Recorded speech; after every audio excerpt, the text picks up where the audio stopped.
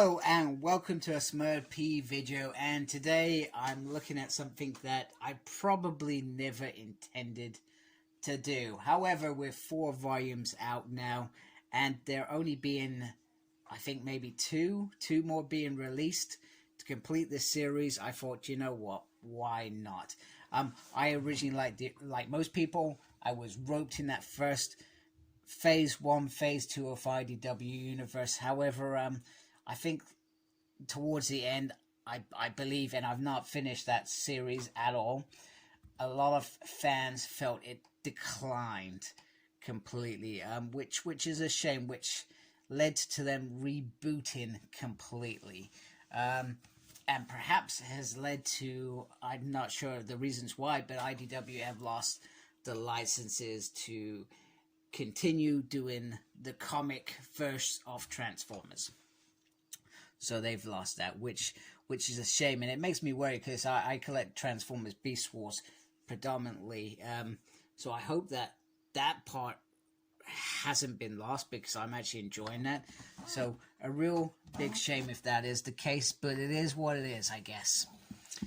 So a bold new era dawns with a new Transformer universe as leaders Orion Pax and Megatron vie to win the hearts and minds of utopian Cybertron. So I think the intent for this was before the war, whereas the original run was well into the war by millions of years.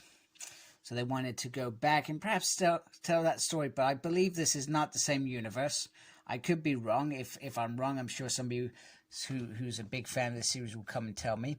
So this collects issues 1 to 12 of IDW's new Transformer saga, written by Brian Ruckley, with artists Angel Hernandez and Kachi Whitman. I hope I pronounced that correctly.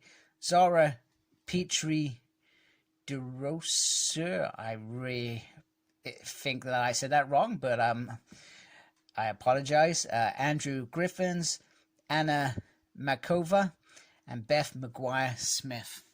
So I brought this on Amazon, and sometimes, I'll be honest with you, sometimes I look at Amazon these days and I really don't like buying from them at all.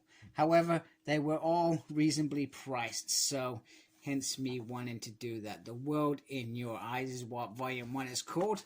So if you remember when I was collecting Phase 1, for example, that was probably about 5 years after that first issue was released, that the hardbacks kept coming out, maybe even longer than that.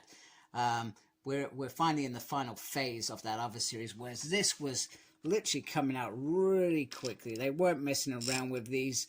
I don't know whether it's because they wanted to make sure that they made their money.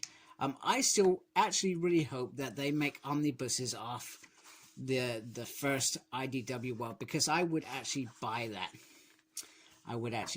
So I'm quickly going to scan through this very briefly.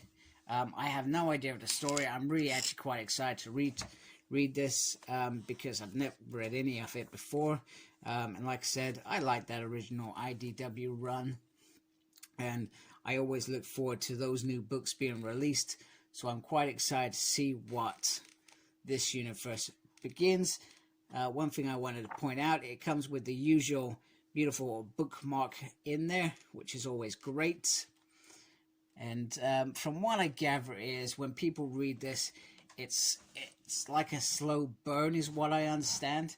And perhaps I'm hoping it gradually builds up to the bigger picture, which is what we want to see, the war. Maybe that's perhaps some of the reason why this hasn't gone down as well. But if you're going to tell an origin story, I guess, you got to tell it properly. You got to tell it true and slow, and you know, release the details as they gradually come along. But the artwork, as always, there's some gorgeous artwork in there. And at the back, there's some variant covers, which is very nice. I don't like the idea of Prime in this form being called Orion Pax. That looks very classic. Very nice. Don't like the idea of that, I guess. But, you know, who knows. Hey, this is pretty cool. I'm digging these. Wow. That's some real homage to 84. Very cool. Cybertron War Memorial. Ooh, that's fancy. I like that one. I would not buy it. I would not refuse. And I know that I wasn't going to buy this, but as Salem the Cat and Sabrina once said, I'm weak. I was going to do that as my opening, but I thought better off it. Better off it. There we go. Anyway, how many... Sorry, the reason I was going back was because I wanted to check out the page counts off this, and 238, 263, what have we got? Come on. Anyway, just to wrap it up, this is a really nice book. I've always been quite happy with how IDW create these hard books. Amazon, as always, they put them in boxes and they do end up damaged. So I guess if you're buying it, you can't go with Amazon these days because they don't protect it. And I know that's part of their green environment thoughts. I completely support that. However, if I'm getting a book, it needs to come protected because I'm an adult collector collecting books and I want it to look good on my shelf. So Amazon, even though they may have the great prices, in fact, I don't even think they do that anymore. I've seen omnibuses going the same prices when I'm buying them from direct from Forbidden Planet, for example. So they're not even achieving that anymore. So if you can, go somewhere else, because you sometimes maybe pay more, but you know you can get your book in perfect condition, whereas Amazon just don't give a flying beep.